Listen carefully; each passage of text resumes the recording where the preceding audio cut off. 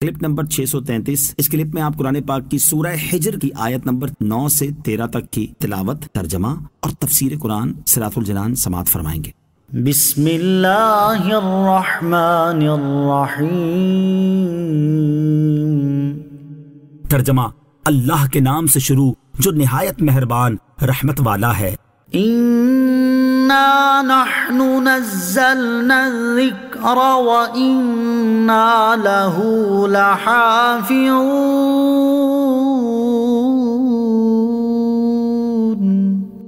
ترجمہ، بے شک ہم نے اس قرآن کو نازل کیا ہے اور بے شک ہم خود اس کی حفاظت کرنے والے ہیں۔ اِنَّا نَحْنُ نَزَّلْنَا الذِّكْرَ، بے شک ہم نے اس قرآن کو نازل کیا ہے۔ اس آیت میں کفار کے اس قول اے وہ شخص جس پر قرآن نازل کیا گیا ہے کا جواب دیتے ہوئے اللہ تعالیٰ نے ارشاد فرمایا، اے حبیب صلی اللہ تعالی علیہ وسلم، بے شک ہم نے آپ پر قرآن نازل کیا ہے اور ہم خود تحریف، تبدیلی، زیادتی اور کمی سے اس کی حفاظت فرماتے ہیں۔ قرآن مجید کی حفاظت، یاد رہے کہ تمام جن و انس اور ساری مخلوق میں یہ طاقت نہیں کہ قرآن کریم میں سے ایک حرف کی کمی بیشی یا تغییر اور تبدیلی کر سکے، اور چونکہ اللہ تعالیٰ نے قرآن کریم کی حفاظت کا وعدہ فرمایا ہے اس لیے یہ خصوصیت صرف قرآن شریف ہی کی ہے، دوسری کسی کتاب کو یہ بات میسر نہیں۔ قرآن کریم کی یہ حفاظت کئی طرح سے ہے۔ نمبر 1، قرآن کریم کو معجزہ بنایا کہ بشر کا کلام اس میں مل ہی نہ سکے۔ نمبر 2، اس کو معارضے اور مقابلے سے محفوظ کیا کہ کوئی اس کی مثل کلام بنانے پر قادر نہ ہو۔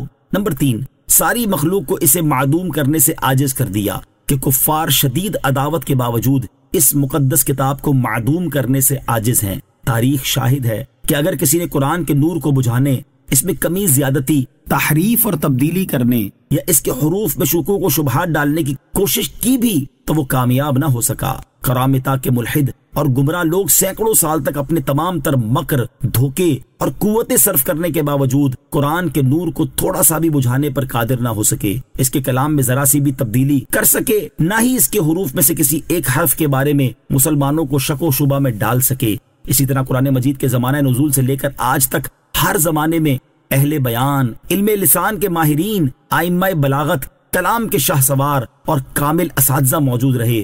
یوں ہی ہر زمانے میں بکثرت ملحدین اور دین و شریعت کے دشمن ہر وقت قرآن عظیم کی مخالفت پر تیار رہے، مگر ان میں سے کوئی بھی اس مقدس کلام پر اثر انداز نہ ہو سکا اور کوئی ایک بھی قرآن حکیم جیسا کلام نہ لا سکا، اور نہ ہی وہ کسی آیت قرآنی پر صحیح اعتراض کر سکا۔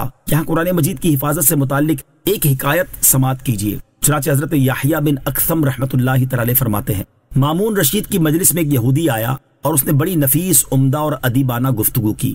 مامون رشید نے اسے اسلام کی دعوت دی تو اس نے انکار کر دیا۔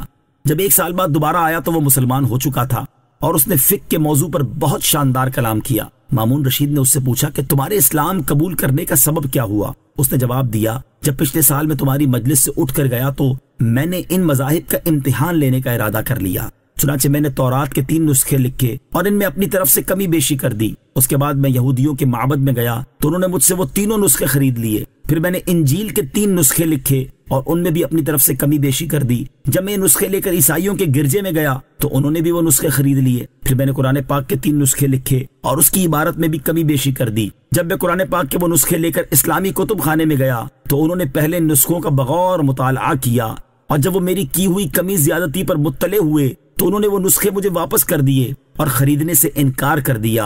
اس سے میری سمجھ میں آ گیا کہ یہ کتاب محفوظ ہے اور اس میں کوئی تبدیلی نہیں کر سکتا، اس وجہ سے میں نے اسلام قبول کر لیا۔ وَلَقَدْ أَرْسَلْنَا مِن قَبْلِكَ فِي شِيَعِ الْأَوَّلِينَ وَمَا يَأْتِيهِم مِّن رَّسُولٍ إِلَّا كَانُوا بِهِ يَسْتَهْزِئُونَ كَذَلِكَ نَسْلُكُهُ فِي قُلُوبِ الْمُجْرِمِينَ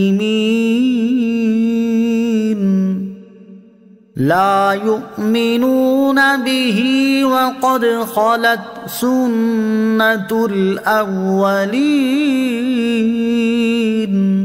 ترجمہ، اور بے شک ہم نے تم سے پہلے گزشتہ امتوں میں رسول بھیجے اور ان کے پاس جو بھی رسول آتا وہ اس کا مذاق اڑاتے تھے، ایسے ہی ہم اس ہنسی کو ان مجرموں کے دلوں میں ڈالتے ہیں، وہ اس پر ایمان نہیں لاتے حالانکہ پہلے لوگوں کا طریقہ گزر چکا ہے۔